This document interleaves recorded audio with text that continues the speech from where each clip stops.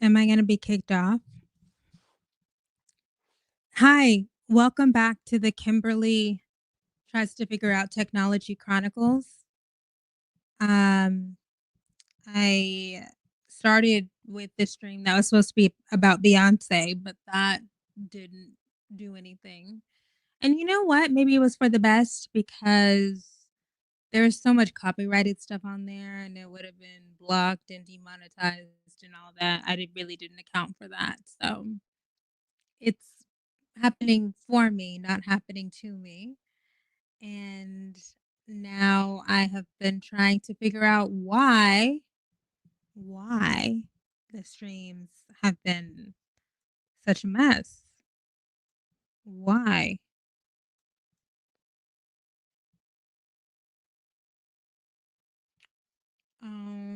Okay, so in my chronicles, I've tried different browsers, I've switched microphones clearly. I might even switch out my camera capture card. But this is where we are right now. In the meantime, while I'm waiting to see if this shuts down, I was rudely interrupted during my last stream because I wanted to share a clip that I think is absolutely insane, that just bewildered me by how ridiculous it is. And since we're just trying things out, let's just go ahead and watch it now. All right. I don't really know how to use this, but we'll see if I can do it. Is this it? Oh yeah.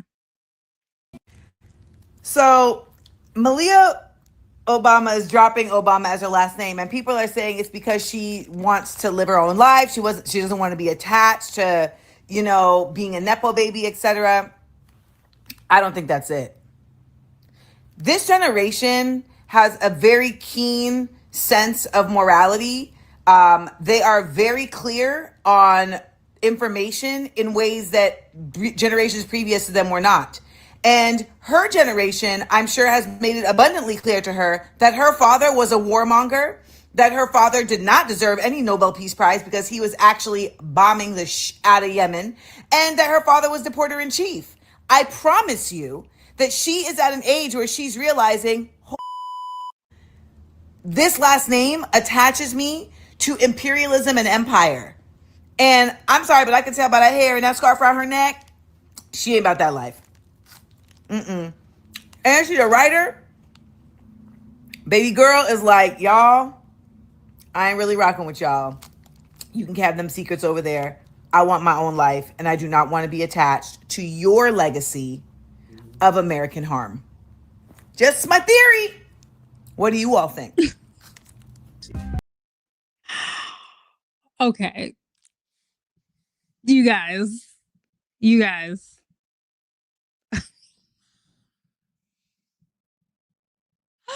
When I saw that, I said, "Now what the fuck? What's going on?" Okay. It's so tough for me with Amanda Seals because, like, this is like the exact type of person that I reflexively would just constantly defend and be like, you guys are so hard. And by the way, I do still think some of the criticisms of Amanda Seals are crazy and unhinged. Like, she's not a rapist, she's not a murderer, okay? She's not a Trump voter. So we do have to right size our criticisms of her. At the same time, it's not often that I see a clip and I immediately go, "What the fuck?" Okay. So, there's a part of cultural commentary that requires speculation, it requires a little bit of projection, because we are talking about people we don't know well. We're trying to piece together clues and put together different elements of culture, right? There's a synthesis that happens. But that's just it's com- it's out of thin air. It's completely fabricated. It's 100% projection. And there is something weird about 100% of projection on somebody that not only do you not know, but she hasn't said anything. Like, oh, I bet because she is Gen Z. Well, not is she Gen Z? I'm not sure. Young millennial? I'm not sure. One of those. Uh, because the Gen Z, the young millennials know what's right and wrong, and she is saying to her imperialist bombing father,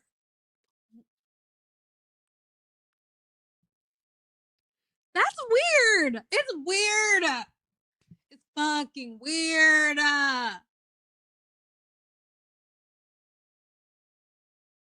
It's weird. You there's nothing. You don't have you're basing that on nothing. Like a vague understanding or a vague conception of who Gen Z and what they believe, and then saying, "Oh, I see she's wearing a scarf and she has braids." Like,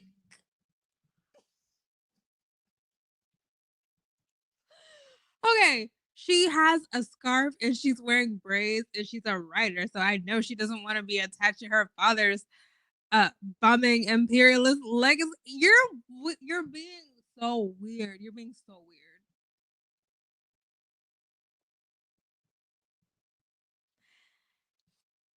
And there is something about the age thing. I'm trying to be really careful about the ways that I project things onto young people.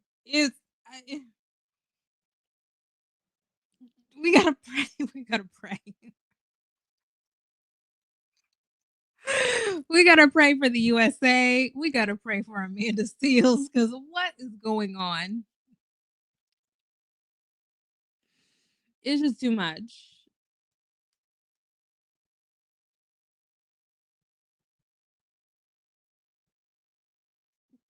Because why did you do that? Anyways, okay, so this is positive. This is not shut down. So I feel positive about that. It really is that browser. I don't know what the issue is. I don't know. Google Chrome. Google Chrome, get your shit together because you ruined my entire night. What else is on my mind? Just trying to make it in Donald Trump's America.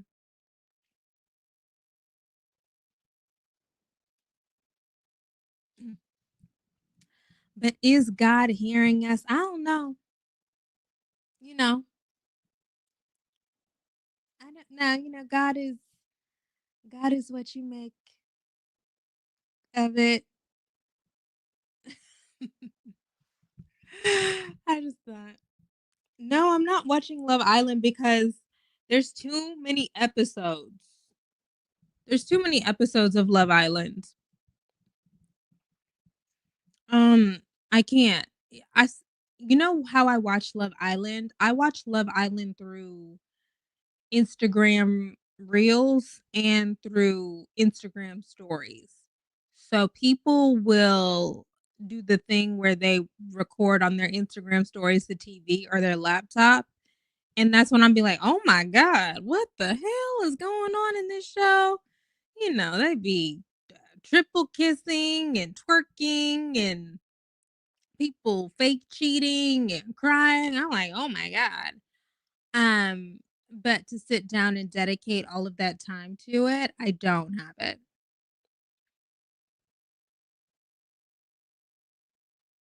Yeah. What else has been happening? Well, I don't want to give away what I was going to stream about today. Oh, there's the Bezos wedding.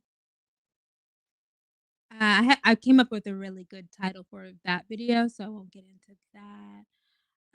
I mean, Have you been keeping up with the war in Ukraine?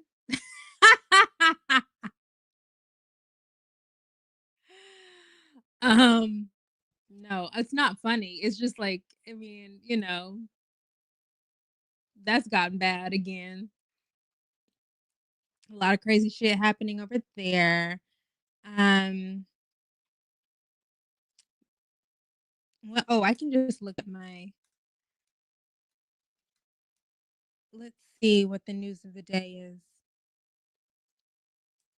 It really was Google Chrome. Google Chrome was sabotaging me all night. Oh, the big beautiful bill.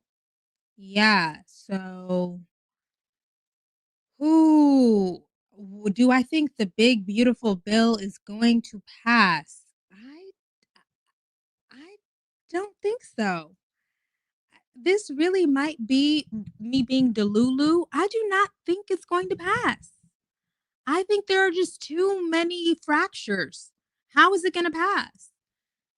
Because it's not like the different Republicans have the same issues with the bill. Some of the Republicans want more cuts, some Republicans want fewer cuts. So, how are they going to get to a point where everybody agrees? I really don't think so. I genuinely hope it doesn't. The idea of cutting Medicaid is like crazy. No, we don't want that.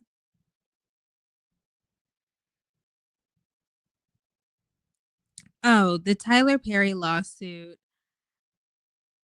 One, I think we all knew Tyler Perry. Okay, I shouldn't say that. I shouldn't say that. Sorry. Let's not be sued. Um, there have been rumors about Tyler Perry in Hollywood for a long time. There have been rumors. And I remember when that one dude, what is his name? Christian Keys. It was during the pandemic and he talked about coercion and sexual harassment, and everybody just assumed that it was Tyler Perry. Now, of course, he didn't say Tyler Perry's name, but we all were like, "Oh, it's given, right?" And then, of course, there are the rumors about Tyler Perry's sexuality. I mean, that's you know www.opensecrets.org. Okay, but yeah, I mean, uh I read through the whole lawsuit. I read through the entire complaint. I was going through all of those text messages with my partner, and it's pretty clear to me. It's pretty clear to me. Tyler is not, he's not acting right on those sets. Completely inappropriate behavior for somebody who has authority in a workplace. Don't talk about needing to get orgasms, don't talk about blowjobs, don't talk about my hot body, don't talk about how I need to have sex so I can release myself, don't talk about uh being imprisoned by religiosity so I need to free myself up to have sex. Um yeah, no, it's too much. Don't talk about how you were jealous seeing me walk down the street with another man. It's completely inappropriate. And then, of course, there are the actual stories in the complaint. Yeah. Yeah. BET is 0 for 2. BET is 0 for 2. What's going on? Well, maybe, what is it? Because I looked at this, it's 2 out of 3 or 1 out of 3, right? So, like, in the past 3 years, they have honored Diddy, and then they honored somebody else, and then they honored Tyler Perry. What's going on at BET? What's the research department, the vetting? It's not going well for them. So, yikes. And I also think that a part of Tyler being like and I also have to say, I am just relaying, what's in the complaint. Tyler Perry has not been adjudicated, He has not been convicted of anything. These are all right now allegations. Just allegations. I'm just commenting on what is in the publicly available documentation. Thank you very much. I don't know anything for sure, but if that stuff is true,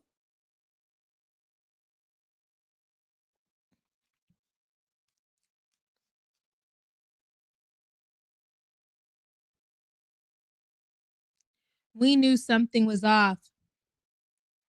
Christian Keys, who disappeared and came back with the skincare line. Yeah, he got some money. Well, I would bet that Christian Keys got some money. I would bet. And that's good. Good for him. You know, I'm sure that, I'm not sure. I don't know. I would bet that a few people got some checks. If I believe, okay, it's my opinion that a few people probably got some checks in those situations. Because it is pretty remarkable that this is the first lawsuit. You know, it's funny because one of the running jokes has been that, Tyler Perry, he knows how to pick a fine man. That's always been the joke, right? That like Tyler Perry, if he don't know nothing else, he knows how to pick a fine man for the TV shows and for the movies. And allegedly he was picking them for himself. Allegedly, I don't know. It's all rumor right now. But mm,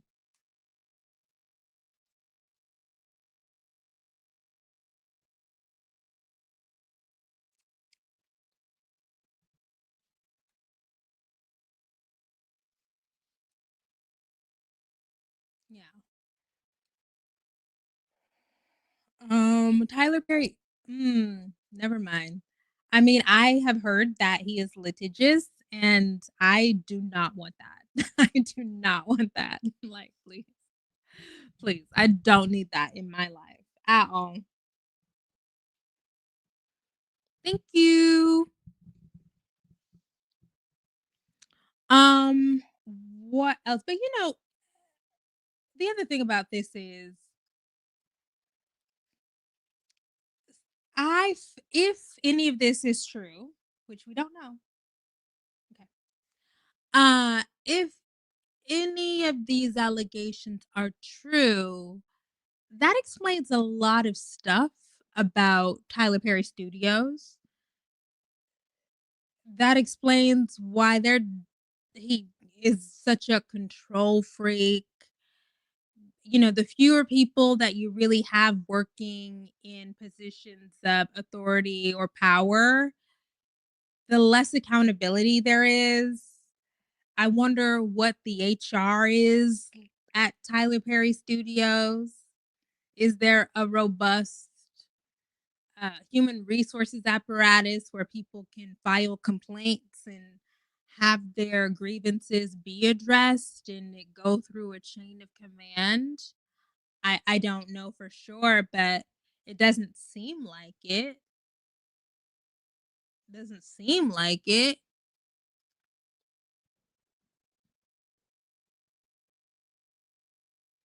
No.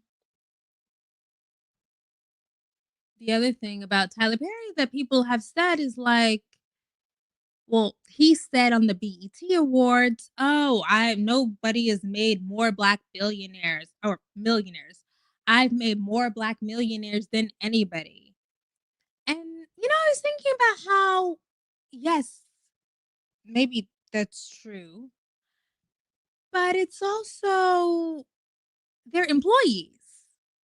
The thing about empowering people to become showrunners and producers and executives is that creates a pathway for those people to become owners, for those people to go off and to do their own thing and then to create bases of ownership based on their ability to run a set and write and script supervise, right? Like that's a different thing from hiring actors and having all these actors come in and work for you. There's much less power sharing and spotlight sharing. So I thought about that. Mm,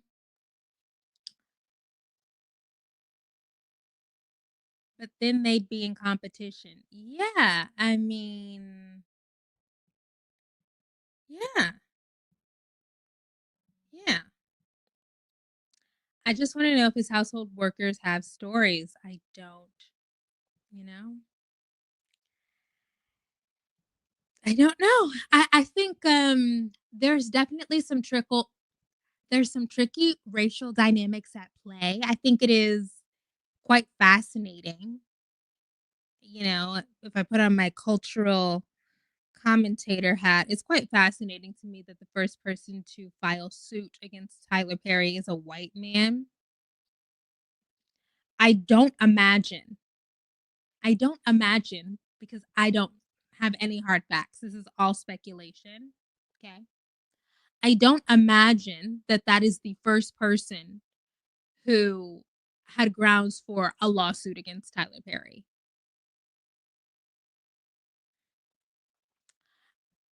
Knowing what we know about these intra-racial discourses of solidarity, but also the way that homophobia harms men and black men in particular, that is a demon that has not been subdued. How difficult it is for black people in the entertainment industry. I think a lot of that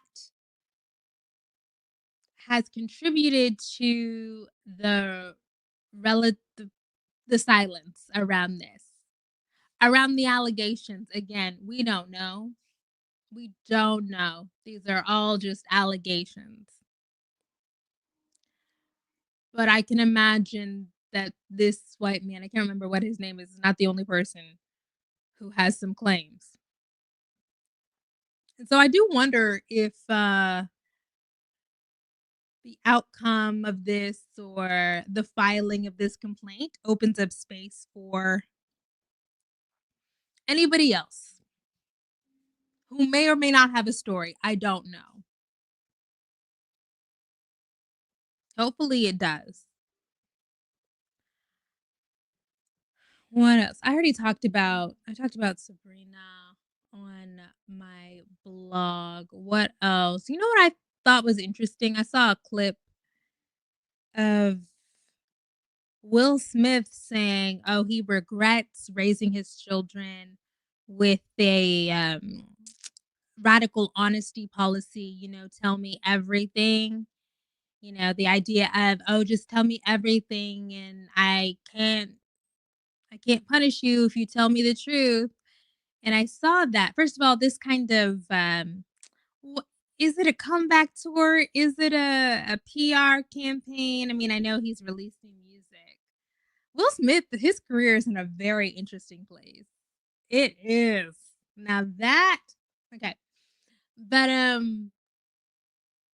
think it was a nice honest insight. I don't think you know what I think? I think we don't need to be completely honest with everybody. I have wait, this is gonna sound bad, okay? But, hear me out. I am 36 years old,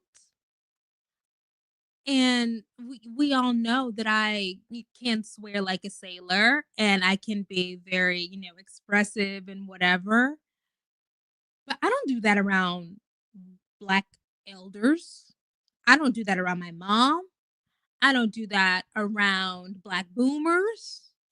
I don't do that around black grandpas and grandmas because why? Why? I can keep it under wraps for a few hours at a time, right? We don't need to be doing all that cussing at the family reunion. And in fact, what was it? It was New Year's. I think it was around New Year's when we finally did our big family gift exchange because people were out of town and stuff. And my boyfriend, Malcolm, he said, I can't remember.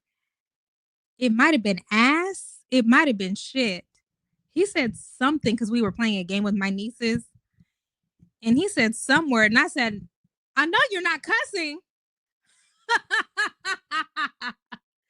I said, I know you're not cussing.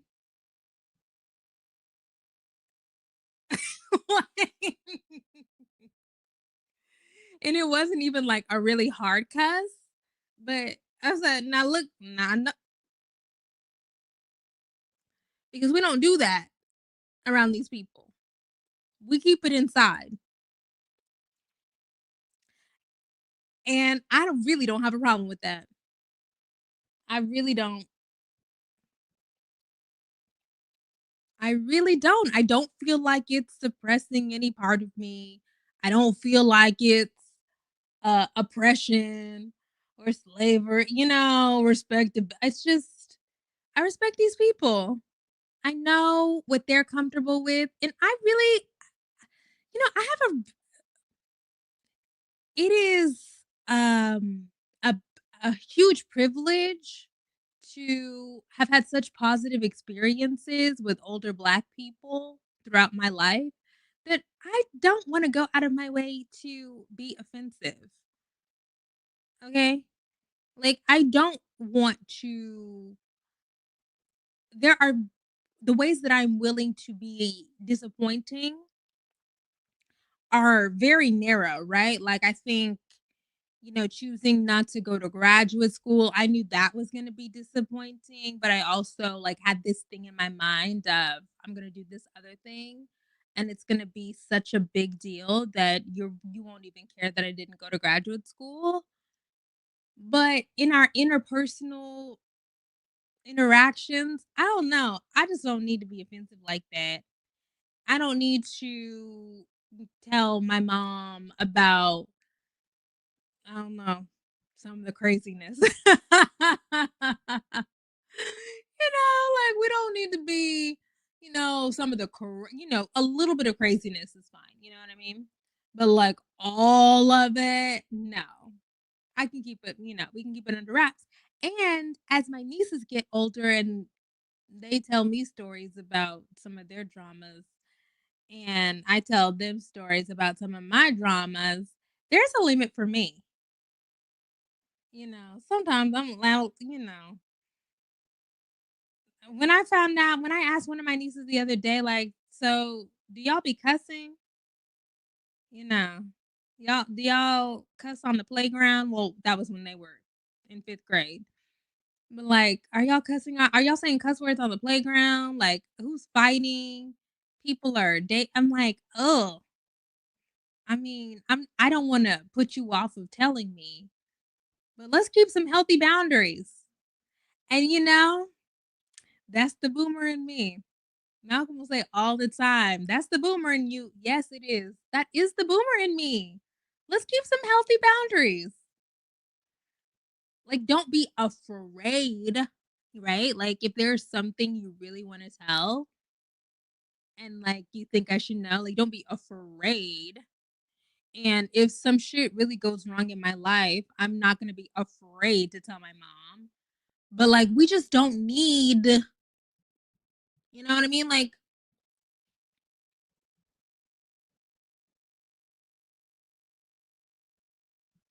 you know?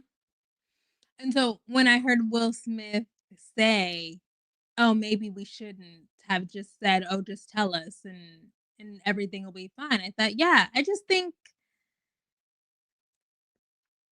we're all living life for the first time. I have a lot of compassion for my parents and for other elders because it's like they're trying to figure it out too. And I think that kind of super permissive, share everything, do whatever you want parenting is an overcorrection. And so now we're trying to figure out, or the people with children are trying to figure out what is the balance? What's the right balance between openness, but like, hey, we're actually not BFFs.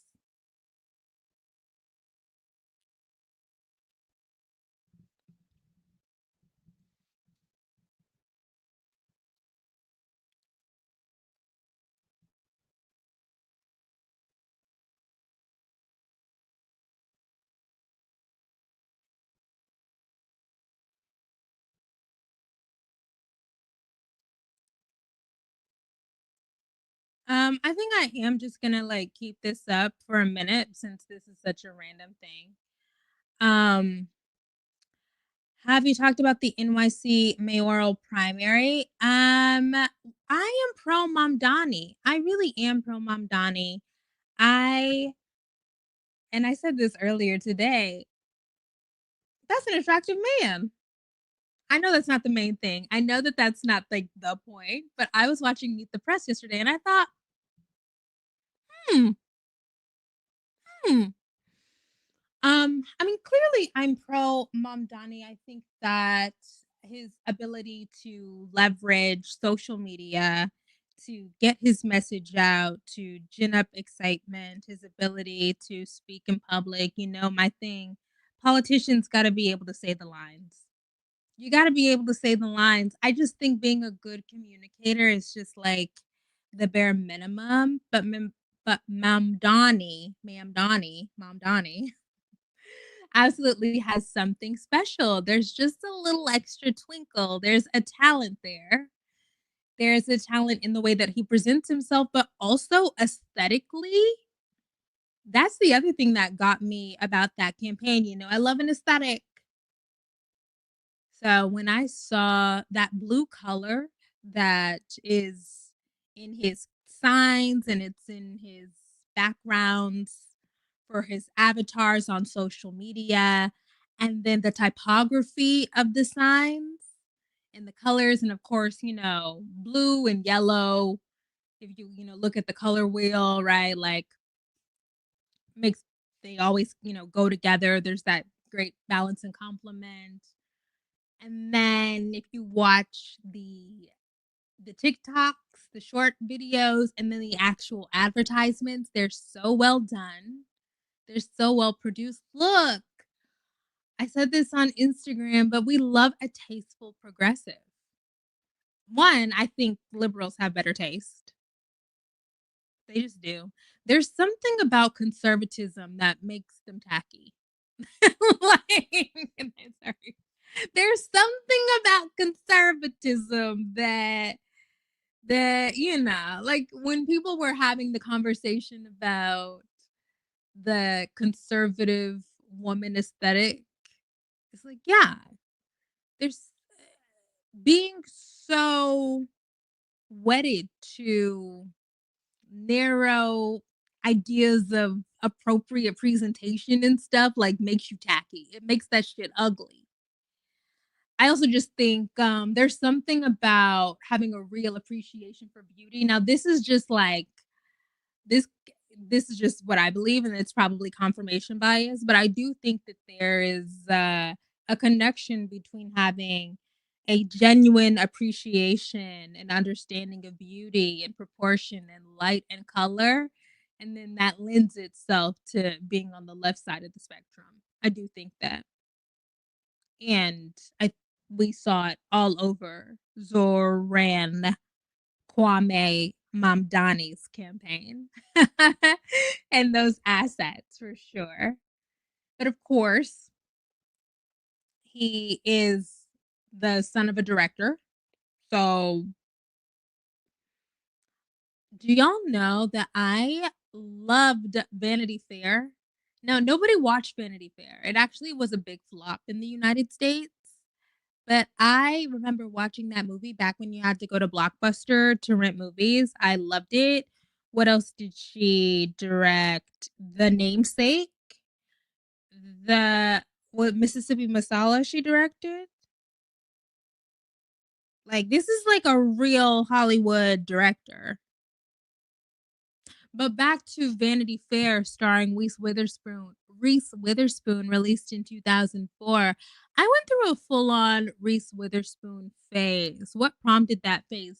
You know that Reese Witherspoon starred in Cruel Intentions and Election in the same year, and those are both remarkable movies in 1999. Now, how did I watch both Cruel Intentions and Election in 1999 when I was 10 years old? I don't know. We really didn't There wasn't a lot of adult supervision. We didn't have, the child locks and stuff. You know, my nieces are 12 and they still can't really watch PG-13 movies. That's a different life than what I lived. That it's such a different life. I said to somebody the other day, if you want to know why I am the way that I am, why did my mom take us to see Amistad in the theaters? Why did you take little kids to see Amistad? That is inappropriate. That was not like what? I swear I could not have been older than 7. Whoa. In a pro. But anyways, back to Reese Witherspoon and her remarkable run at the dawn of the new millennium. So I became a really big fan, and Reese was really committed to showing her range, right? And so she could do comedy and she could do dramedy and she could do drama and it could be high and it could be low. And then she did this Vanity Fair, which was set in the 19th century England. Nobody liked it, but it was beautiful and the costumes were beautiful and it was shot gorgeously. And Zoran Mamdani's mom directed it. And then, of course, his father is a world famous professor. Of, yeah. So, and you know what this all comes down to again? If you want to be remarkably accomplished at a very young age, all you really have to do is come from remarkably accomplished parents. I mean, it's a Nepo baby world, and we're all just living in it.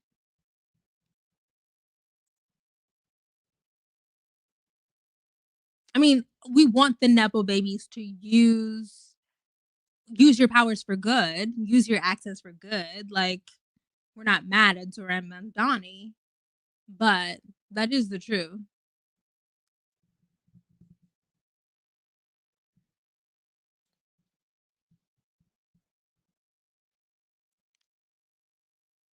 No supervision. I read Zane's Addicted when I was 12 or 13. Oh my God. I read Waiting to Exhale when I'm trying to think of which house we were in when I read it. It couldn't have been older than fifth grade based on the house that we were in. Why did I have access to Waiting to Exhale, the book? Why? Like, no. That was not.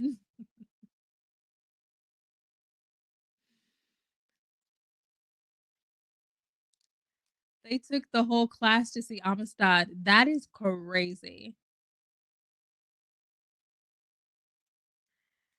I saw Cuba Gooding Jr. waiting in line with his wife to see Vanity Fair. It was a good movie. It was a good movie.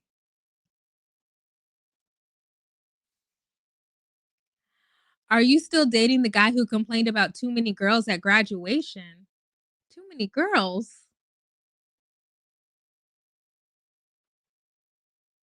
He didn't complain about too many girls.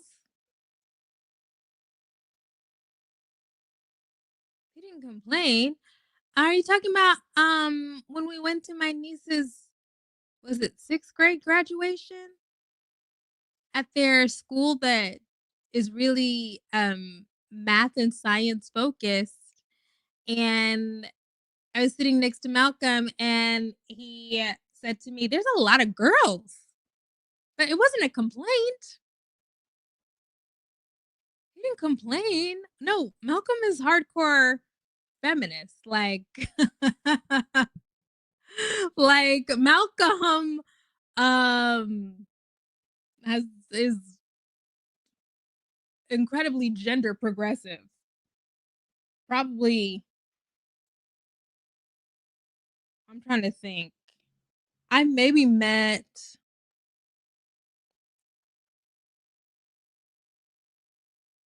maybe 2 men who I would legitimately say are more gender progressive than Malcolm. Like he's not complaining about girl stuff and girl shit.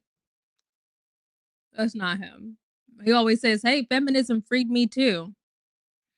And that is why we're in love. Like, no, he's not conservative at all. Well, I mean, he's a straight black man, so he's a straight black man in a fraternity. So, I won't say he's not conservative at all because he is a straight black man in a fraternity. But like, very when we first started dating, well, one of the first things, okay, so there's like so many things coming into my mind, right? So I had a conversation over the weekend. I was in a conversation about how your taste regarding cultural products, movies, television, films, say so much about you. And so the first thing that we really connected on was, I think I had my yes, I had my favorite movie in my dating profiles. And so people would ask me about it, and I had The Godfather. And I believe that he said something to me immediately about The Godfather. No, because my favorite movie is Godfather Part 2. And he said something to me about it, and immediately, like, we connected over that. And then, like, we started talking. It's it's complicated. I don't need to tell the whole story. But then we were just texting, and he would send me pictures of his bookshelves. And when I saw pictures of his bookshelves with like real books and like black feminist literature and black and history books about black women by historians, black women historians. And I was like, hmm. And then there's other stuff in there, right? Like Cornell West. I like Cornell West. And I thought, huh, what's going on? And then we had more conversation. He's like, "Yeah, for a minute I thought I wanted to get a PhD in women's history or something." I said, "Huh." No, he didn't, because what are you gonna, he didn't want to be a professor, and like you can't really do anything. But I just thought, huh. And then, and another big thing was, and this is how I knew he was legit. I had thrown an event, and one of his really good friends from college went to an event that I threw. And I thought, oh, you are so connected to somebody who is connected to me, Like, I don't know. It just made it be like, okay, you are actually friends with feminists.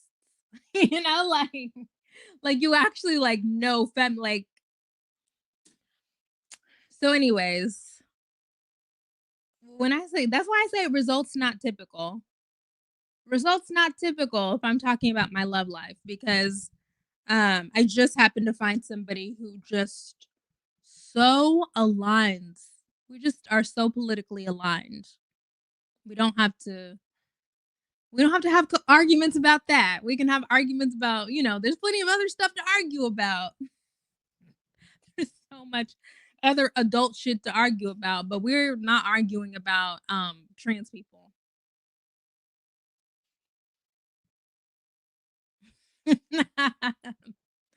We're not arguing about that.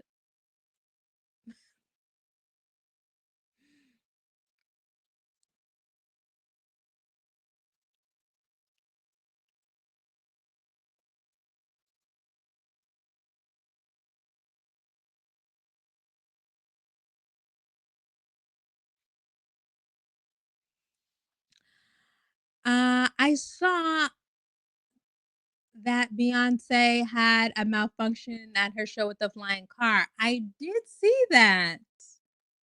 I did see that. I wonder how that happens.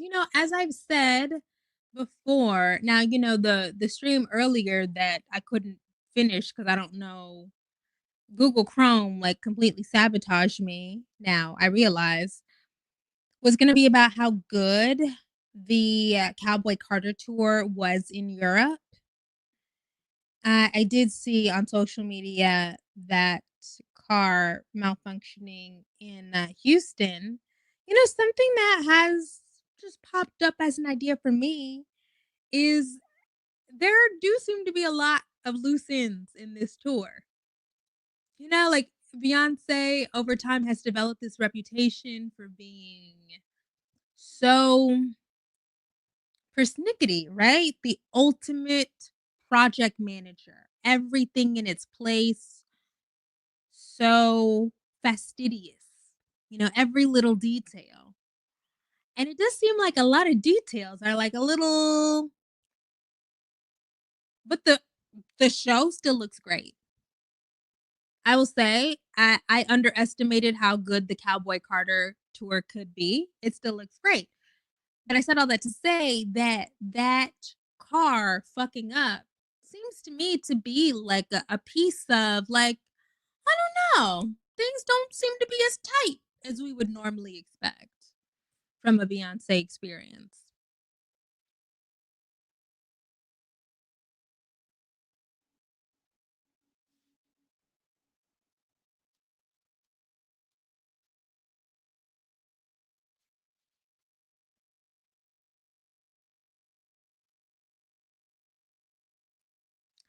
Thoughts on the Buffalo Soldier drama? What are my thoughts? Okay. I have so many thoughts. I've thought about like really just sitting down and like banging it out. Off the top of my head, I can say that, I'm an Oklahoman, right? I grew up in Oklahoma and Texas. And so I grew up learning about the Buffalo Soldiers and the education that we got about the Buffalo Soldiers was always how important they are in the the continuum of Black history, that they were trailblazers, but also what what a precarious position they occupied, taking on these roles right after the end of enslavement. I mean, right after. I mean, not years after, right after enslavement. Like people who don't even have a conception of what it means to be a citizen, of what it means to be a free person. Um, and so I imagine as a Texan that Beyonce also got that kind of history, right? She also got that kind of knowledge. I've been to the Buffalo Soldiers Museum. It's a whole thing.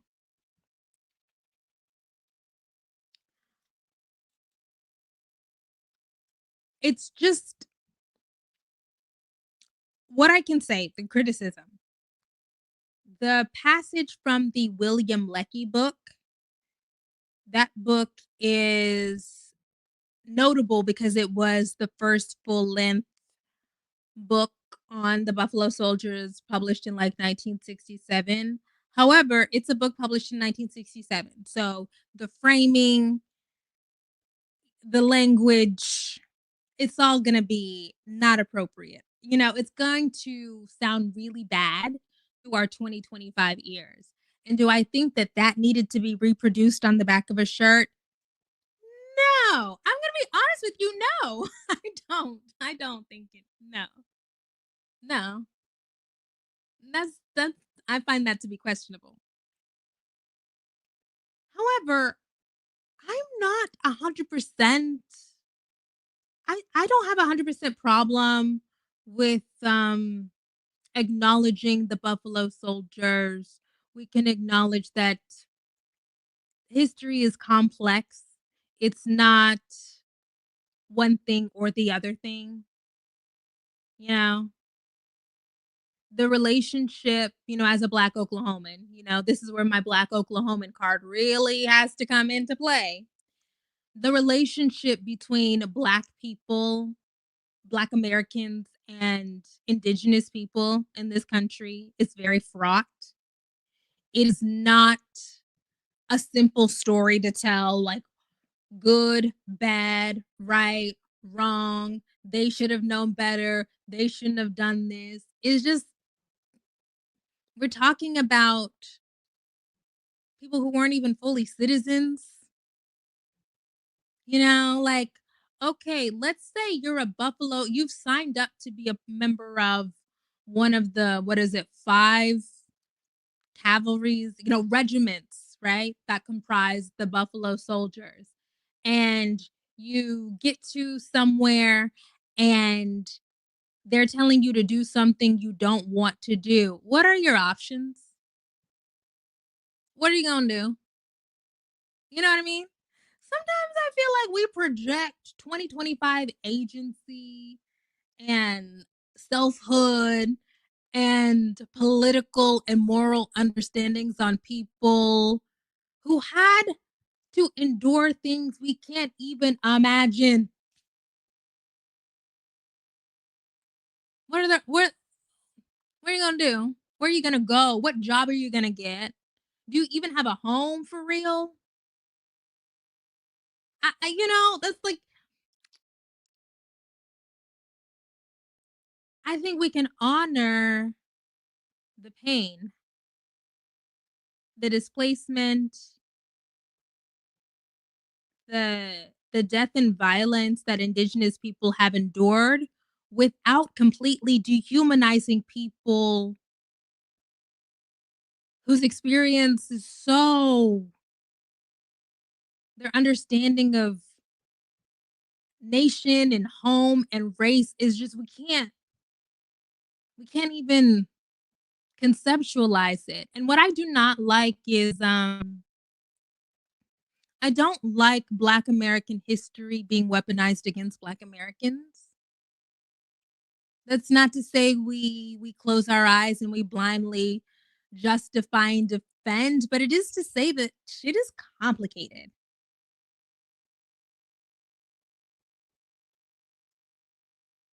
It's complicated. And I'm not willing to vilify people who aren't even seen as fully human under the law. I'm just not I I'm just not willing to do that. I'm not willing to do that.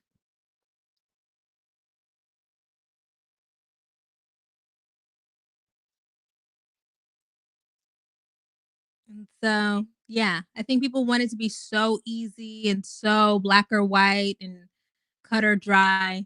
No. The other thing is, Beyonce has, when I see the left leaning people or the progressives kind of melting down, Beyonce, how could you? She has a different politic than you. She when are y'all gonna accept that Beyonce just doesn't fuck with leftism? Like, like, are y'all, she's just not progressive. Like, She just like I don't know. I don't know what to tell y'all. I don't know what to tell y'all. What kind of politic y'all projecting over the lady? Cowboy Carter as a project is a conservative project. I don't know if we really want to get into it, but the whole premise of Cowboy Carter is conservative. like, like, so if your enjoyment of Beyonce relies on viewing her as anything other, I don't know. If your enjoyment of any pop culture figure, including Beyonce, relies on you seeing her as ideologically pure or completely progressive, I don't know, girl. That's not what pop music is in 2025. That's not what it is.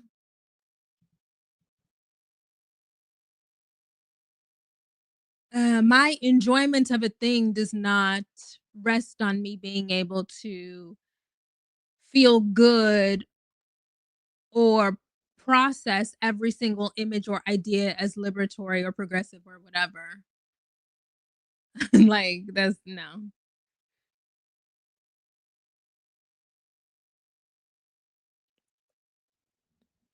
So, like, you know, you're gonna have to get out of the pop music game. You know what I mean? If that's, you know, if that's a deal breaker, I don't know.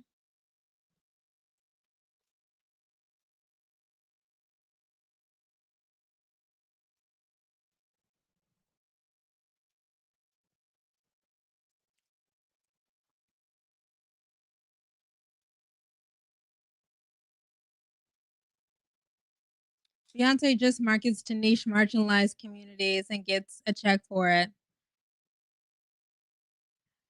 They started quoting Bell Hooks saying Beyonce is a terrorist. I mean, yeah, but I'm sure that they were not quoting it right.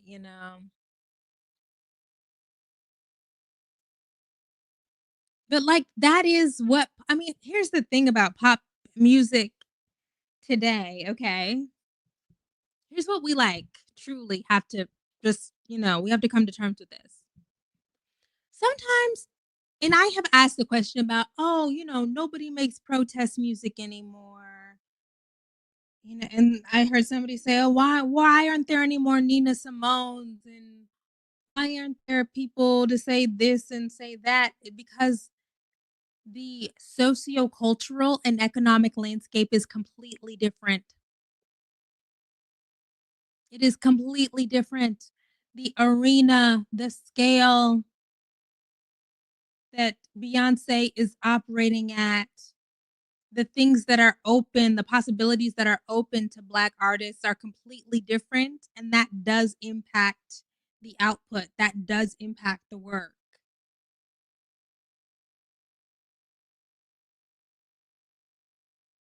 So if you're looking for people to push the envelope in mainstream pop, it's not going to happen because the mainstream pop people understand how much money is at stake, how much they can make, how much they can do, how all of these I mean, because of globalization and because of these technological shifts, because we are operating in an economy where it's a more winner take all economy, I expect for the pop girls to say, I'm going to try to be the winner who takes it all. That's what I expect.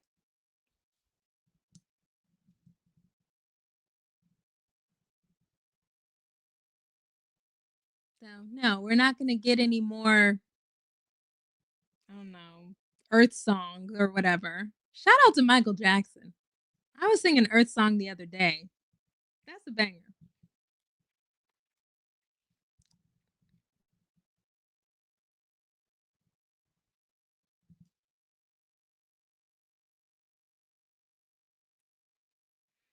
Yeah, there's not anything revolutionary about Cowboy Carter. I'm gonna be honest with you. Okay, so here's the thing. So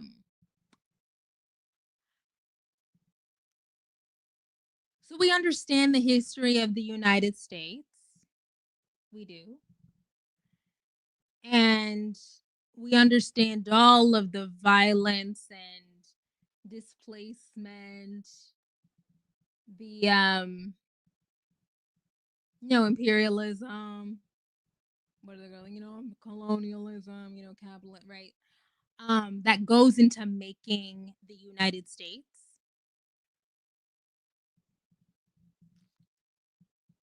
Uh I understand, right? Like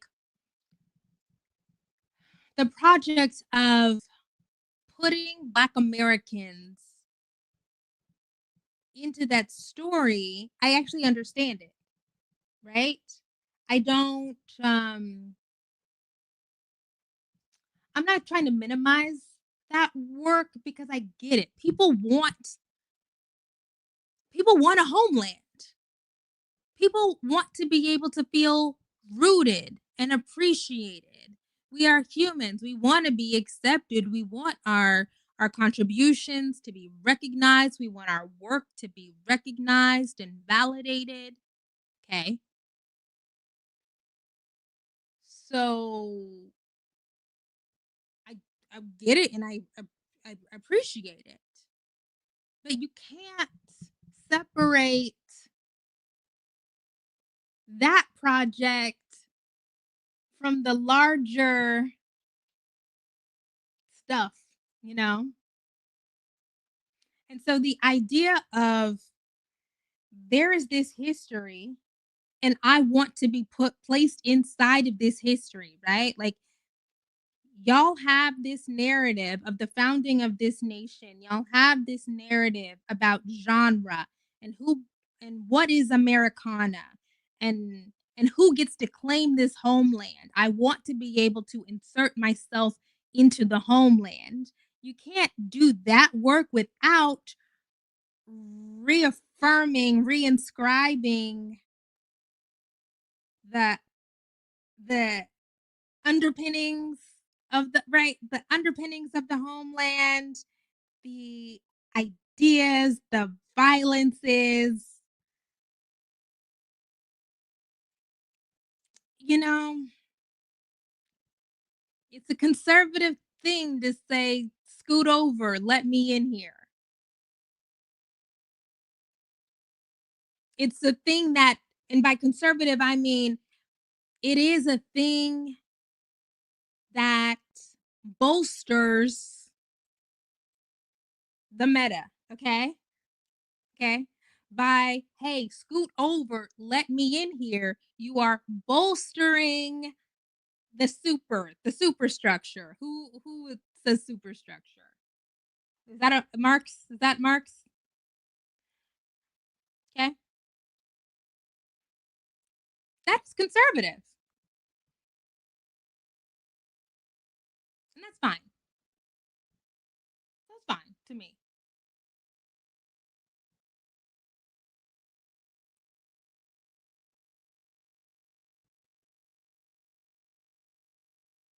Um, but it's the leaning into the red, white, and blue. I'm sorry, I don't like that. And that's a part of the reason why I liked the Paris part of the tour because in Europe she wasn't doing so much of that overt red, white, and blue stuff and the American flag dresses and the American flag jumpers and I do not like that. I'm sorry. I find it to be tacky. Like it's just not for me.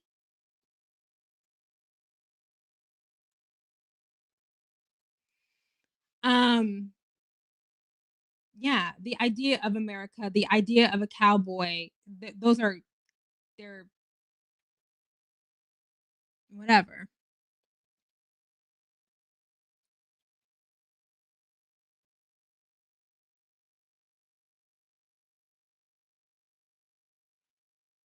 Was Michael Jackson progressive? No,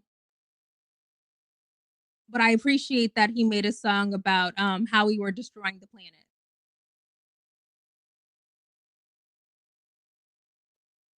And well, I was gonna say, I can't think of another banger about how we're destroying the planet, but is "Mercy Me" by Marvin Gaye? That might be another banger about how we're destroying the planet.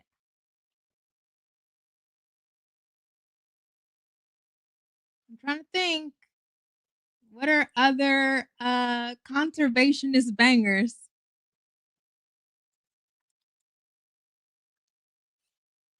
Few and far between.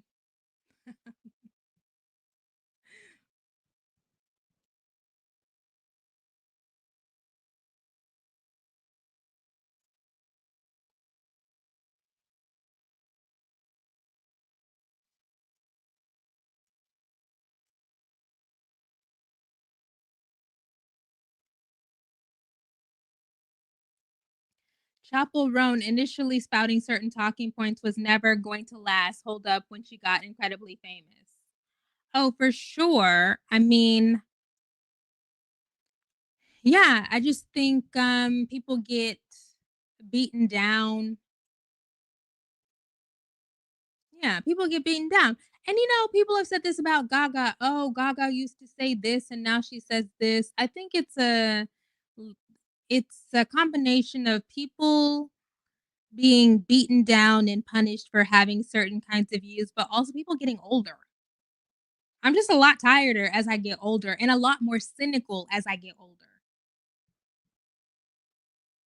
No, I just think you're on the planet for long enough and you just see people are just going to do what they do and you just say, "Hey,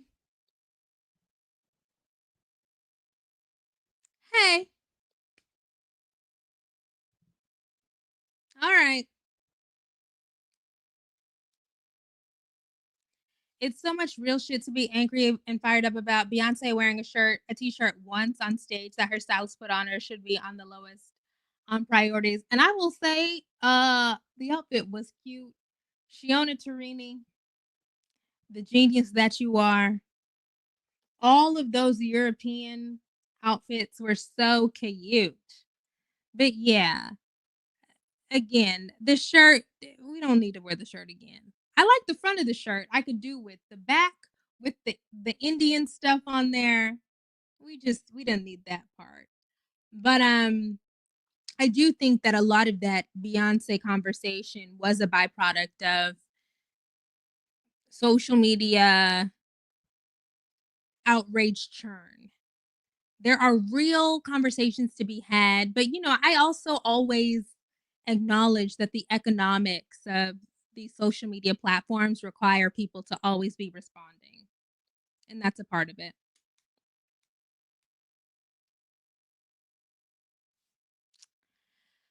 Like the DOJ about to denaturalize citizens who they deem to be criminals.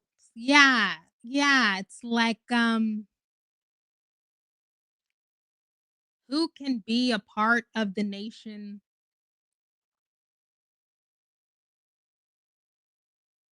It's like I respect and appreciate, okay, the Black American fight for citizenship, okay? Like I respect that. I'm not minimizing it. I think it is important. Right. Was it the 14th Amendment? Is the Citizenship Amendment? That's really important. Oh, yeah, the 14th Amendment because that's what we've all been talking about, right? Um that's really important. But citizenship as a Black American is never gonna be just an easy conversation, Like it's complicated. And I just want when we're talking about Black American history to just like honor the layers, honor the complexities. not try to make it so reductive, you know what I mean? Just like show a respect and an appreciation for the peculiar struggle of Black Americans in this country by acknowledging how bullshit and fucked up, you know, and disorienting it is. Because I don't like how people play fast and loose with Black American history. I don't like that, you know.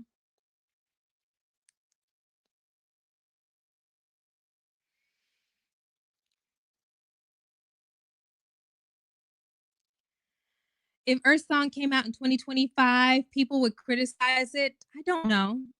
It's a counterfactual. I don't really like to do counterfactuals.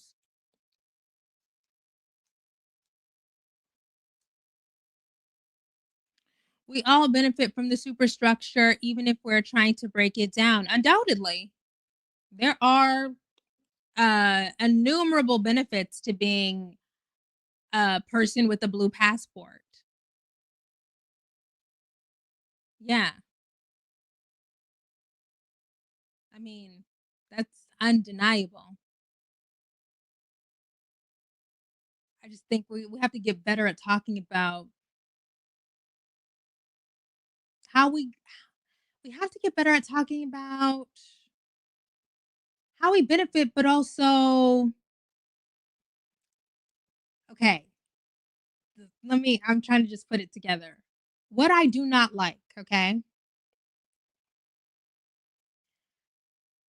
and this came out in the Buffalo Soldiers conversation, trying to put Black Americans as villains in a history where for most, I mean, there's no point in the history of Black Americans in this country where we are not subjugated, dehumanized, violated, pushed to the side, stereotyped, blamed.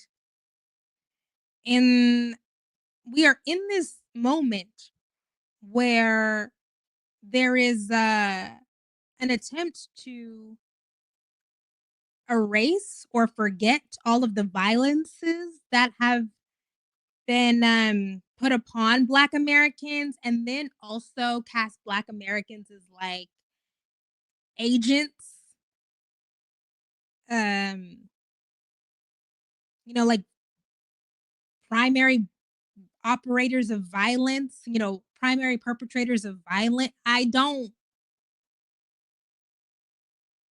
Mm-mm. Not to say that people haven't been involved in some fucked up shit, but no, I can't be a party to that. Okay, okay.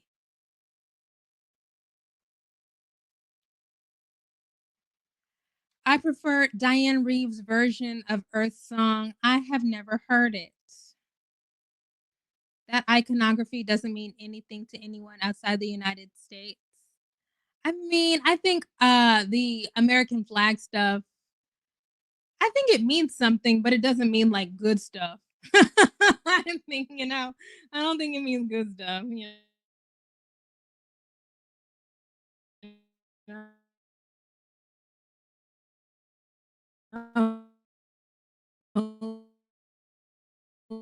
Like, um, um,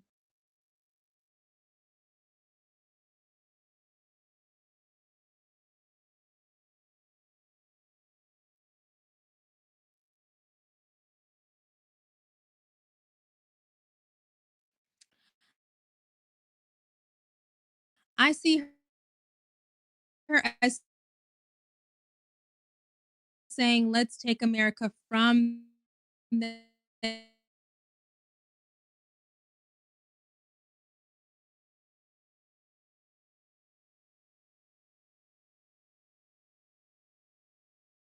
but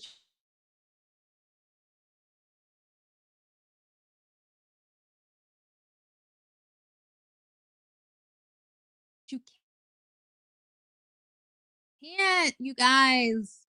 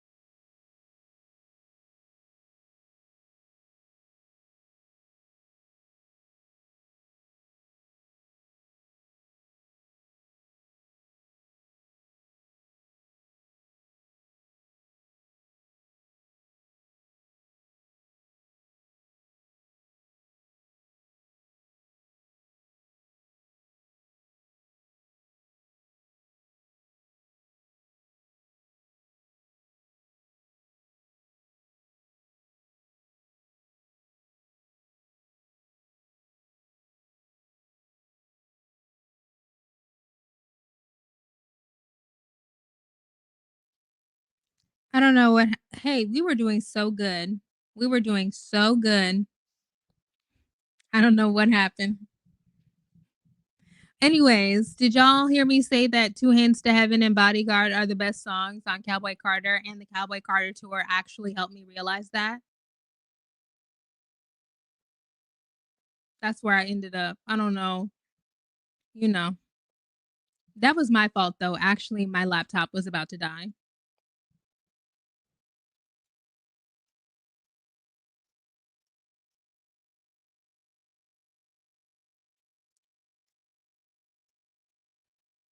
Oh my gosh.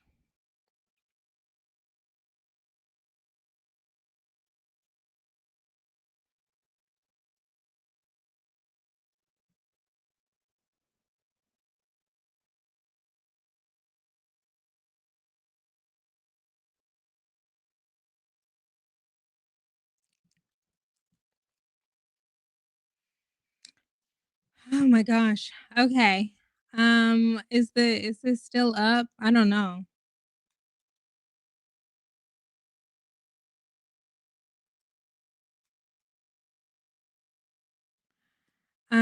I'm using like a janky kind of streamer.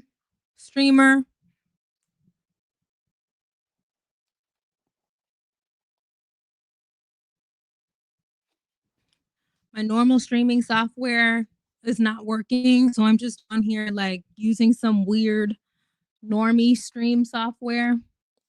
So I just looked. It doesn't even look good on there, but I'm just here. What else was I going to talk about? Oh no, Taylor Swift is still doing things. Oh, I did finally read finished reading that book about Taylor Swift. I know people got mad when I said that Taylor Swift is a genius.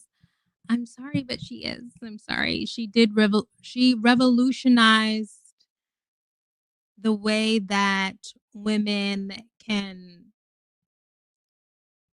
market themselves to their fans. A completely different business model. Sorry. And you know what? I was listening today this morning. Um,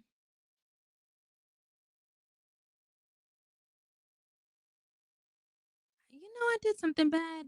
Why did it feel so good? Most fun I ever had.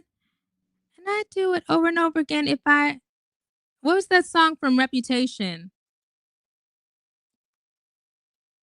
The song about I did something bad, so why does it feel so good? That song is catchy. Reputation has some bangers.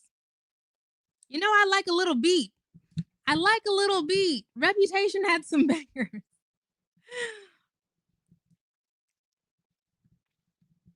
That was back when the girls were still trying to kind of be black a little bit. Oh, it's called Did Something Bad?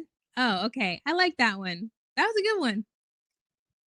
Did you talk about Raven Lene? I didn't really, but I can go ahead and talk about it now and say that I love Love Me Not. Love Me Not is the song of summer 2025. So shout out to her. I love that song. How did that lady come up with that song? Well, actually, when I was doing the little digging, it was co-written, of course, with Anderson .Paak, and I think Anderson .Paak is so criminally underrated. I mean, he is rated, but he's just not appreciated enough. I've been an Anderson .Paak fan. Well, stan. What turned me into an Anderson .Paak stan was going to Vegas to see Silk Sonic a couple of years ago. That Silk Sonic concert,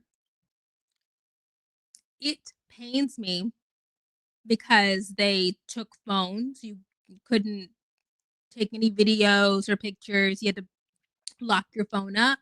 So it's all up here. That Silk Sonic concert was one of the best concerts I've ever been to. Still to this day, I want to say top 5. It was so good. And I did not know that Anderson .Paak is a multi-instrumentalist. I didn't know he could dance that well. Like he writes songs for other people. Like he's the shit. And of course, he's a co-writer of Love Me Not with Raven Lene. They did their good songwriting. Okay, once that damn so it's good, okay, from the very beginning, okay?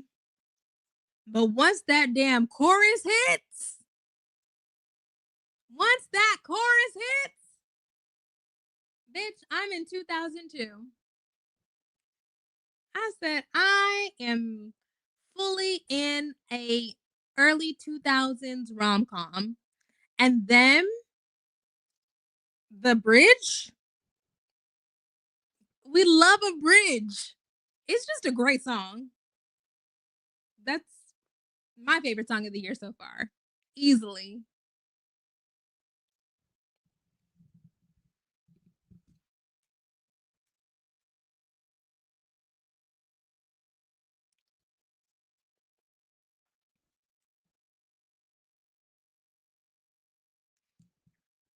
Has she talked about the Drake abs? Drake, hey, let me just tell you, Drake is proof body dysmorphia hits everybody. Body dysmorphia is not gendered. Okay? Okay? You probably know at least one man, but probably 5 who have body dysmorphia. Okay? And that is Drake. Why was I thinking about this the other day? Because I was looking at old Drake pictures. Why was I looking at because I love So Far Gone because I'm a millennial black woman and we used to basically have So Far Gone listening parties in the dorms. Bitch. Bitch, were you in college in 2009? There was a Drake listening party happening. Was it 2010? One of those years. There was somewhere a group of black women sitting in a common room, uh, a living room, sitting on somebody's bed listening to Drake. That was a time. But now I feel like I'm too old to listen to Drake. Even though, you know what? I do like Nokia. I do like that song. Where the fuck the function? But not me dancing like an auntie. Where the fuck the function? Because we're too old to be talking like that. We're too old. Drake is older than me. We're too old. And he is a kid.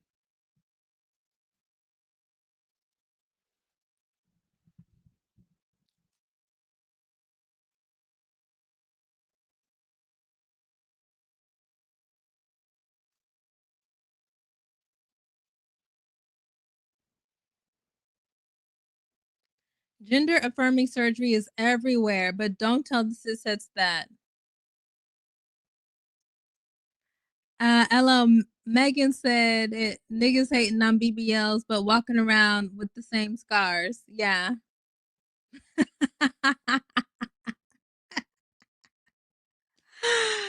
Oh my God. I'm 28 and Drake's music makes me cringe now. It's tired. It is a little tired. I remember somebody went viral. You know, I'm really only on Instagram Reels, so I don't really see TikToks, but I assume it went viral on TikTok too, where she said, and it was a young girl, and she said, "Oh yeah, Nokia sounds like a great song until you realize Drake is 36." And then all the old ass people in the comments being like, "You can still go outside at 36." Babe, you can still go outside at 36, but do you understand what this little girl is saying? Do you understand what this young woman is saying? Of course, you can still have fun in your 30s. We know. 30s, actually, I would much rather be 36 right now than 22. I'll be honest with you. I'll be honest with you.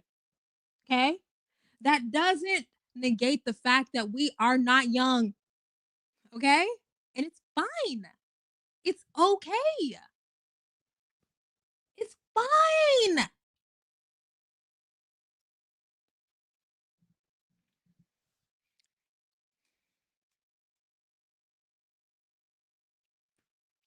King of Reed said his stomach looked like an etch a sketch drawing. He seems highly troubled. He's more and more becoming the biracial Kanye West. Yeah.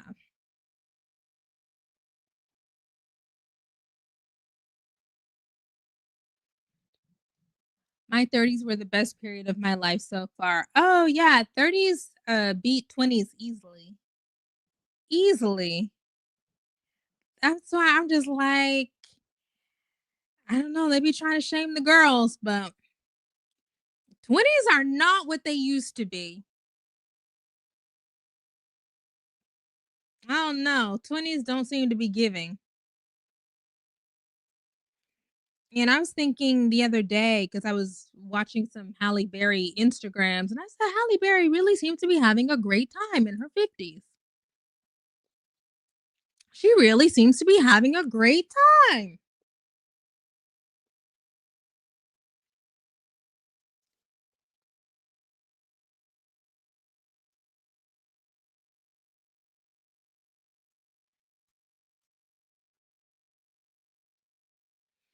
I'm 25 and I've been cheated by life. Let me tell you. Yeah, I don't want to like bum the kids out or anything, but I mean, there's a lot of real bad data, real bad survey data, longitudinal studies about people in their 20s right now, about how depressed they are, about how lonely they are. I feel like a few months back, I read some data about how there used to be this idea of the midlife crisis, right? Because the understanding was that your happiness goes up, up, up and peaks like in your 20s. And then there's a dip, dip, dip, dip. And then it might go back up like towards 60s because you retire or you have grandchildren. But there's like supposed to be a trough, right? Like, midlife, okay, is the happiness trough.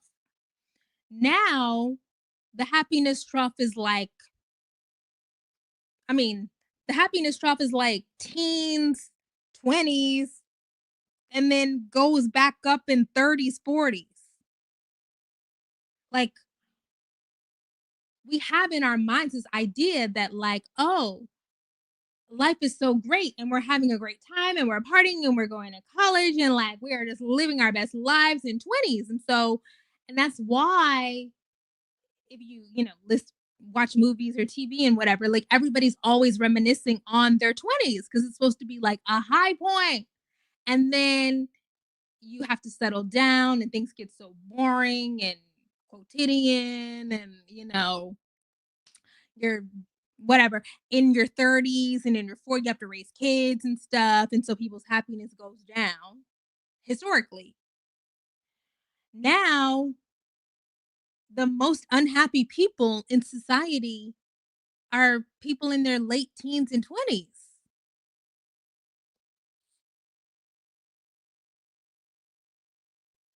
That's crazy. I mean, that to me is crazy. Like, what the fuck? There's this who said youth is wasted on the young. I have Mark Twain in my mind for that, but that's probably not correct. Who said youth is wasted on the young? Y'all look that up. But like, I'm not even wasting it.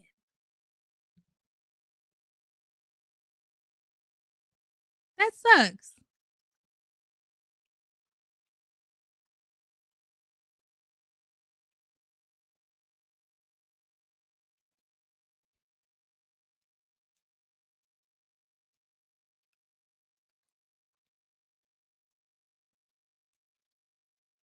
I'm sorry. I'm just laughing at me saying, "What the fuck, the function?" Like, you're too old. Oh, but I am trying to go to the function tomorrow, though. I need to actually look to. I am trying to go to the function tomorrow. I need to make sure that I have the information. Okay.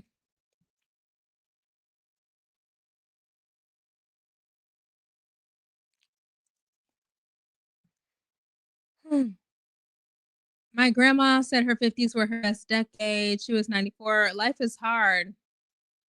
I'm 29 and I can't imagine going to the club and there's a bunch of 22-year-olds. Oh my God, kill me. Yeah, like can you imagine? That's also why I think somebody like a what's that lady name? Drea Michelle. That's a weird ass B word. I don't call women the B word, but that's a weird ass B word. Because what do you mean you had a baby with a 22-year-old? What do you mean? Why would you do that? You're fucking weird. What do you mean? What are y'all talking about? How do y'all know each other? Fucking weird.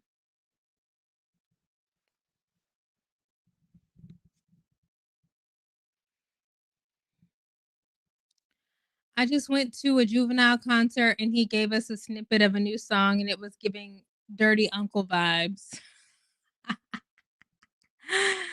People are depressed and lonely. This is supposed to be show comments.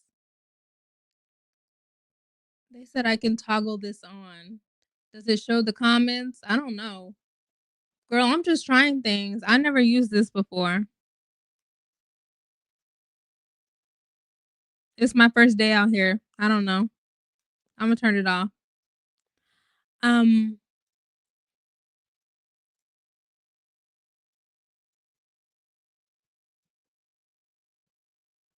I was just thinking earlier today that people are lonely because we don't have the disposable income to socialize regularly.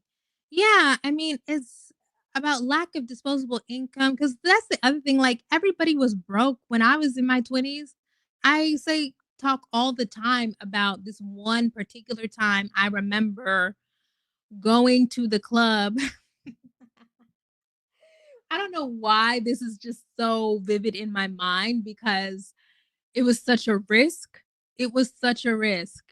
going to the club and using the ATM at the club to take out my last $20. And it's such a big because it was such a risk because you never know. Sometimes those ATMs have like $4 fees. And if that ATM had a $4 fee, I wouldn't have been able to take out my last $20. Like, it was Russian roulette for real. Now, obviously, you go out with girls like somebody would have paid for me, but you could do that 15 years ago. You you could do that and be good. I was good. Um, because I feel like that $20 was just for the entry fee. So other people get you drinks and whatever. You're good. Um, so is it the money? Is it the lack of safe spaces for socialization? I know the kids don't want to drink anymore.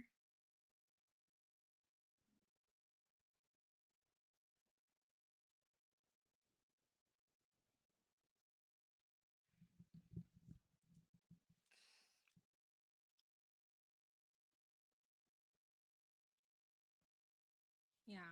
I don't know, but it's people are definitely. Oh, I also heard something. I saw something. It was like a TikTok or something that was like oh, you know what? It could have been a TikTok of Jonathan Haidt, him saying that we are lonelier because we are so super connected, and the connection that we experience on social media and on our phones, we think it replaces real life connection, but it doesn't. It actually makes us lonelier and more anxious. And I do think people think, I don't know. There seems to be a little bit of truth to that, I think.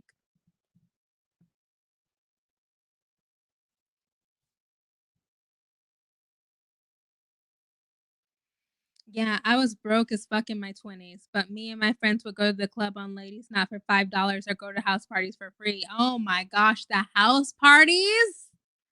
Oh my god. Wow. Wow. Yeah, that's true. We really did not spend when I was really in my clubbing days, it wasn't really that expensive. Yeah, it was. Yeah, I have some house party stories. We don't need to go into that. We don't need to. I know my nieces be watching these videos now. Um, Also, clubs suck now. Every club is filled with sections. Sections. Yeah, it wasn't sections. It was not sections like that. It was just a big nasty dance floor. A big nasty dance. Well, there were sections, I have to say. There's like a VIP obviously everywhere you go, but it wasn't so prevalent and most people were just on the big nasty dance floor.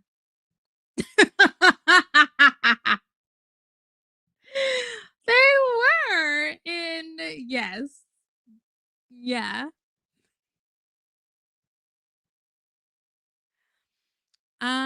Oh, it's 1:09 a.m.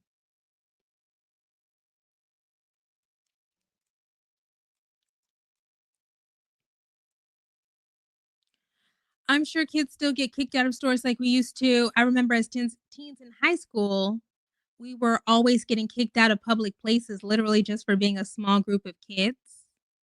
I do not remember that. In fact, um, I was telling my niece last night. She was asking me to regale her with my my preteen stories, and I told her about how we used to roam the streets of Plano.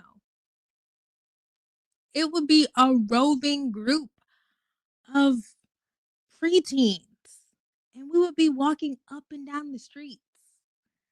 It'd be like 10 people, 10 girls. And then you go to the mall, and then it's like a group of 8 girls that's meeting up with a group of 8 boys. Or, oh, let's meet up at the I was telling her about the volleyball courts. Hey, let's meet at the volleyball courts at 4 o'clock. A group of girls meets up with the group of boys. They don't want to do that. Well, I don't even know if they can do that anymore. I don't think that they allow kids to just go to the mall like that. But we were in the mall.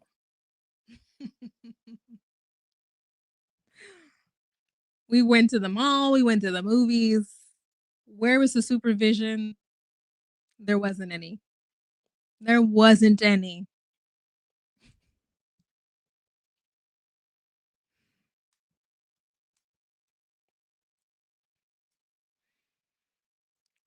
Maybe it's the social media influence that sets high standards for what a social life looks like. Everyone wants to live life like the next influencer, for sure. Club culture is dead. People just standing around on their phones trying to look cute and not even dancing. Ain't nobody got houses to have parties. You know what? That is a really good point. I remember back in my house party days, the house that we used to party at was somebody around my age. If I was like 20 or 21 at the time, their parents had a rent house. I feel like rent house is such a Midwestern like thing. You know what I mean? I know I'm from Oklahoma. Is it the Midwest? Is it the South? We don't know. But anyways, they lived in their parents' rent house, and that's the house that they threw parties in. But people don't own multiple properties anymore. They can't afford it. Um. So yeah, that's fair.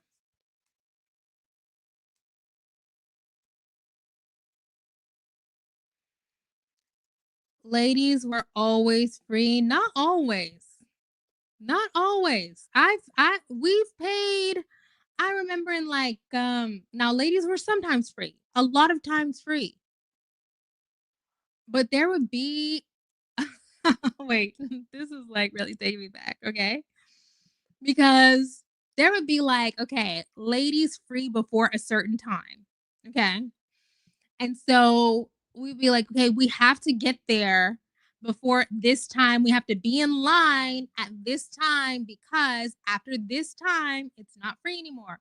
Everybody get your shit together. We have to leave. We have to be in the line. We have to get to the door by I don't know what it is, 10:30 because after 10:30, it's $20 or whatever. And like you will be so pissed at the person who made y'all late.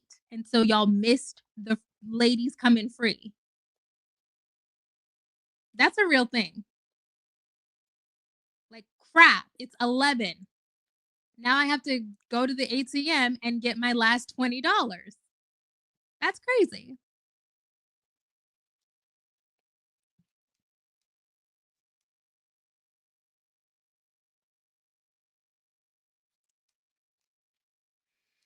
And you could sit without paying extra. Can confirm that while I was in college working at the malls, they started banning groups of unaccompanied teens in a lot of stores. It usually signaled trouble. I see a lot of teens at the mall here in Dallas. Which one? I can't remember the last time I saw a group of teens. It's been a minute. The club opens at 9 p.m. I don't live near a mall. I didn't live near a mall when I was a teen. We'd go to the parks. Yes, back in the day, we were outside for real. People today don't know what that really is.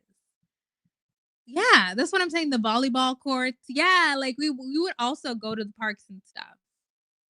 Oh my gosh. This is actually bringing back memories for real. We would go to the park. Wow. Wow. That's true. We wouldn't do that. That's crazy. Um, yeah.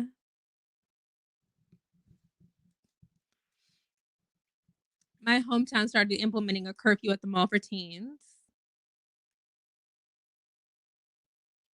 Yeah.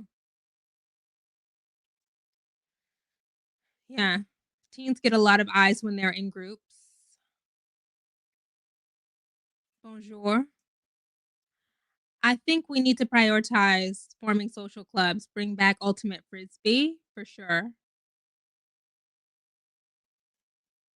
I don't know. I also don't think people my age plan things. I'm literally the only one in my friend group who regularly going on excursions because I plan it. There is a planning issue. I got my 41-year-old self in some. You know what? I was just saying that I want to do pickleball. I was just saying that. I need to plan a pickleball excursion. Now, why do I want to do pickleball? I don't exactly know. It just seems cute and I like the outfits. I don't have good hand-eye coordination. I am not coordinated in that way. Um, I don't have to tell my story about going to one tennis lesson and then quitting again. I've told that story. But pickleball seems fun.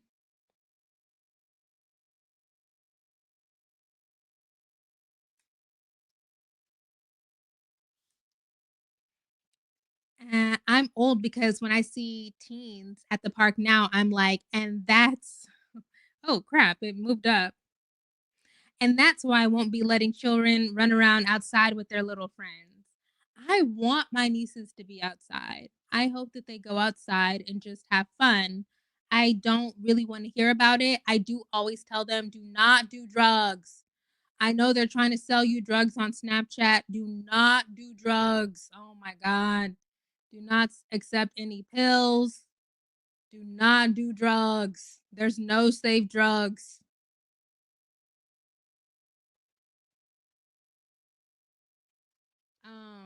And then I had to tell my niece yesterday about a story that I saw on the local news about a girl who was at the Dallas Mavericks game and then she left to go to the she left to go to the bathroom and then on her way to the bathroom, I guess she asked a random man if he had some weed, which I don't know, girl. Y'all need to get off that weed.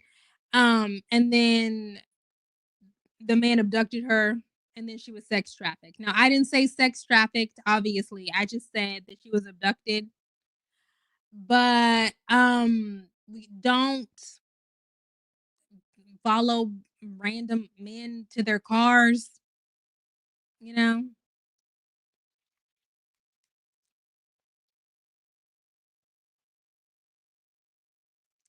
Your bougie okay, pickleball does not strike me as bougie. They have free pickleball at the YMCA. Is that bougie? I don't think so. Or I thought they said it was free. I don't know.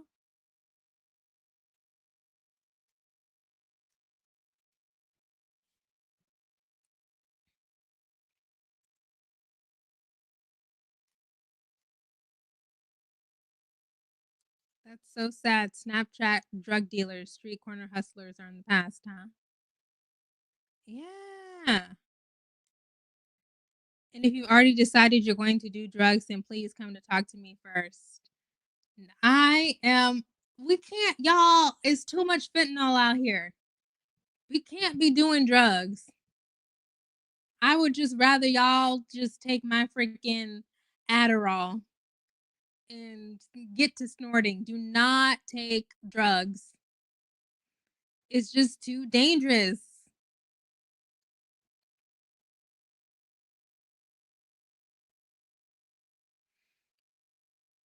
Do you feel the same about alcohol? Oh, I literally said to Malcolm the other day, I'm not drinking. There is no safe level of alcohol. Sorry, there's no safe or healthy amount of alcohol to consume. Now there's just a body of research that is pretty much undeniable about the alcohol stuff. Hate that, for the girls, but I am anti-weed. I am anti any illicit substance. I'm anti-alcohol. I'm sorry. I ugh, I'm sorry.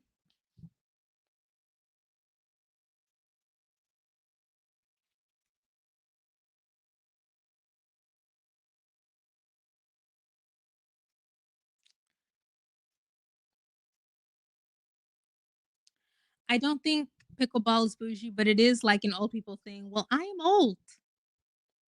I'm on the old side of young.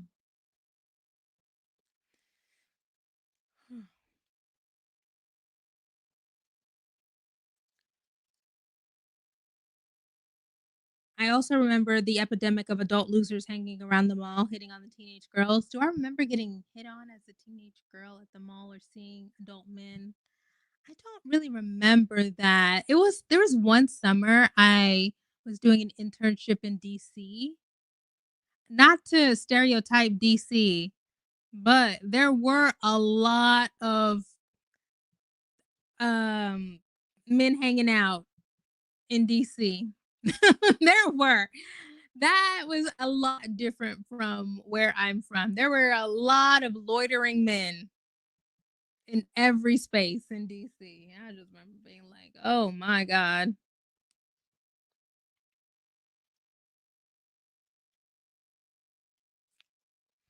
I do wish they would bring back all of the anti-drug propaganda that we got back in the 90s. This is your brain on drugs. Any questions? I'm so shocked that there are modern day crack. Okay, it's not funny. That's not funny because that's real. It is crazy that people want to do crack. I am sorry. I think it is nuts. I mean, I was just so scared about drugs. I didn't even try an edible until I was almost 30 or in my 30s. I can't remember which one. But I wasn't trying to smoke no weed. I wasn't trying to be on that reefer. No, no. I also think that growing up in Plano had a big impact. I was in Plano during the huge epidemic of heroin deaths. We got a lot of anti drug talk during that time. The kids just are not afraid enough for me. I don't know. That's why I'm like, we gotta bring back fear. I don't know, dude. I don't know. I do talk to my nieces sometimes, and I'm like, why are y'all not? Where's the fear? I don't know. I'm saying fear kept me safe a lot. I didn't drink in high school. I know somebody who had a DUI in high school.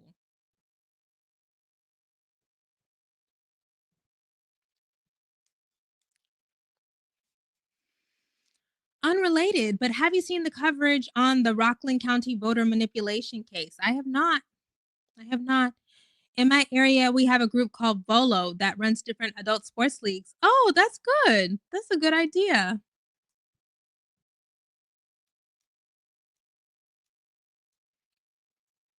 Where I live, recreational marijuana is legal, so a new one literally pops up every day. There are about 5 or 6 within walking distance of me. Look, I know, I know my people, we don't want to hear it, but we are just getting to the point where they have done large enough studies on the impacts of weed. I don't call it marijuana, because it's like a racialized term and stuff. Weed is not safe either. It turns out a lot of the stuff that we're using to alter our brain chemistry just not safe. And by the way, I say that as somebody who takes Adderall every single day. And there are downsides to taking Adderall every single day.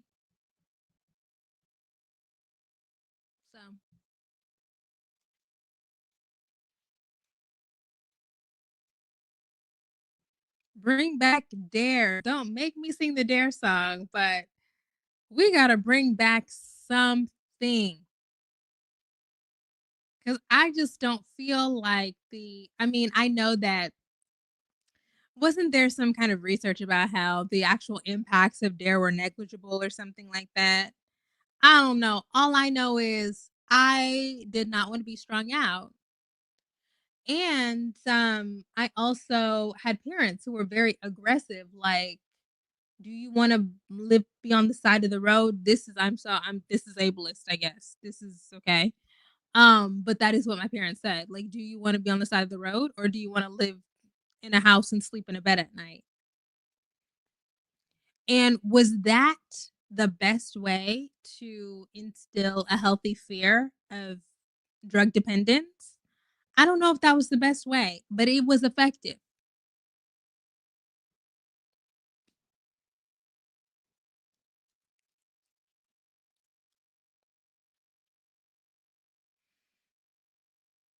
I knew that weed wasn't safe back in the 90s because of family who would take it. They were hooked. Couldn't start the day without smoking first. Yes, back in my house party days, the boy that I was hooking up with every single day, and his group of friends would wake up in the morning and smoke. That's weird. That's weird. I mean, it's not weird, but it's like concerning. And, add to the fact that the weed of today is much stronger than the weed of yesteryear. And that's one of the things that contributes to dependence.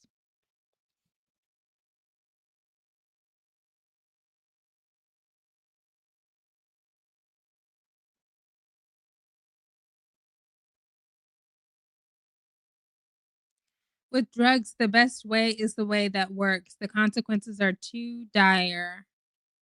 I remember the briefcase of drugs. Yeah.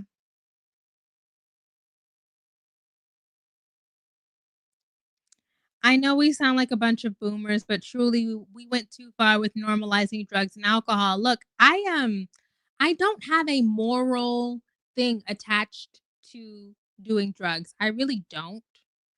I think, I don't do it. If it were safer, I really wouldn't feel any type of way. I just think that drugs are too, cuz I came up in an age where people were doing like Molly and stuff and hallucinogens and whatever. Okay. I just think it's way too dangerous now.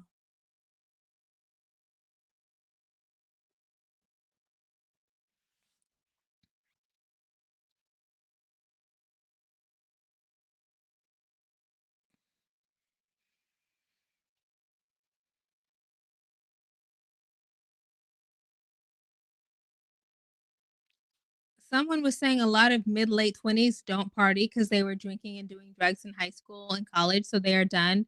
Meanwhile, I'm like, huh? Where were they doing that? I mean, yeah, I always say I did my best drinking in college. I mean, how many more how many more I don't even want to say. I don't even want to say, but we had a time. You had a time. No, you had a time. I've had some time, so to say. I've totaled cars. I've thrown up on people's couches. I've fallen asleep in random places.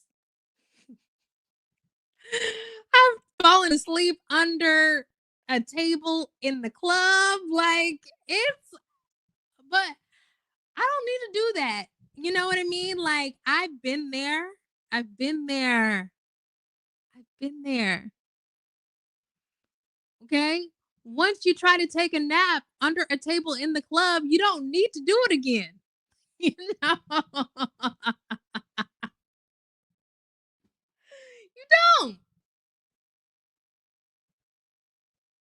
You're good. I'm good.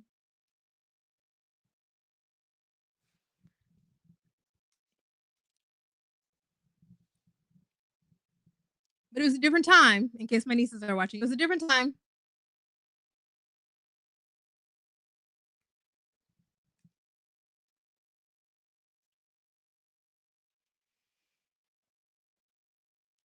Mm.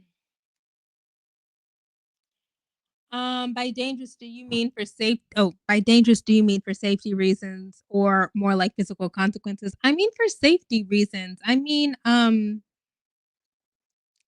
I just am not convinced that people can ever buy any illicit substance and be 100% sure that it's safe. Like, you're not gonna die. I just don't I just don't think that's a thing. And then with the alcohol, of course, there's, like, the cancer stuff.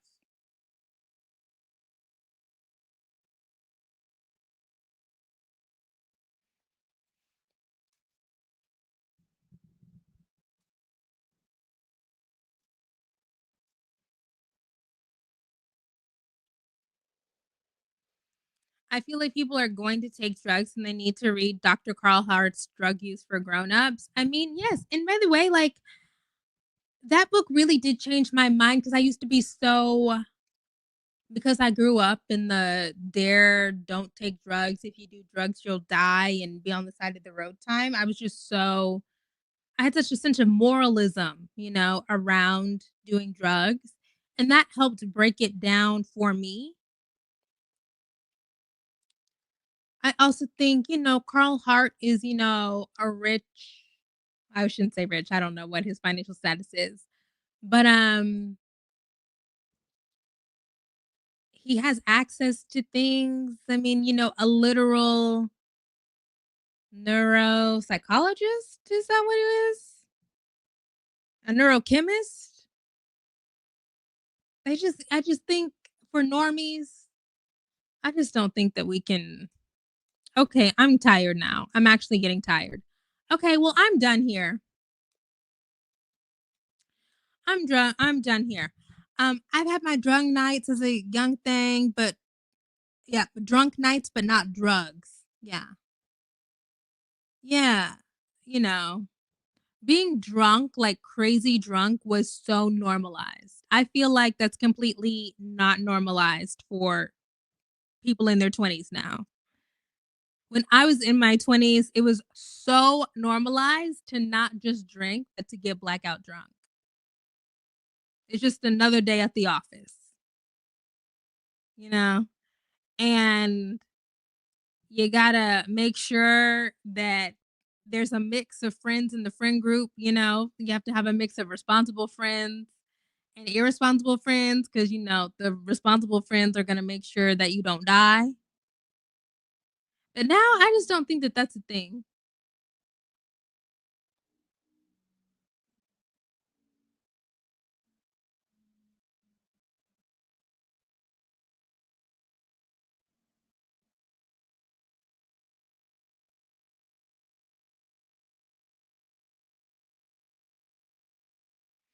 We need comprehensive drug and sex education in schools. For sure. I think that that might be over though. These people on the cruises are still old people are the demographic that they are doing the most partying. Old people like boomers are having the most sex. Like they're they're in their bag. Yeah, his class position definitely impacts his work, but I agree. I need everyone to put the drugs down and wake up. It's getting scary. I'm sure there are so many stories like that. I never went anywhere without my tried and true friends. Yeah. The only sex ed or drug ed schools are going to provide is don't do it. I've never liked alcohol that much. I don't get why people like to drink. Yeah, that's the other thing about getting older is you realize like alcohol does not even taste good. We're forcing it. Forcing it for real. Okay, I'm literally so tired. I just forced myself to do this because I was so frustrated by how fucked up. I was so frustrated by how fucked up my attempts to make content went earlier today that I said I have to like do something. I have to have something to show for all of my efforts. So this is it. It's 1:30 in the morning. I'm committed. I had to commit to it. I figured it out. Okay, that's it. I will talk to y'all later. Bye. I'm really tired. I don't even stay. That's the other thing about being old. I don't even stay up this late. I don't even stay up this late. I do not. Not even on the weekends. We be in the bed.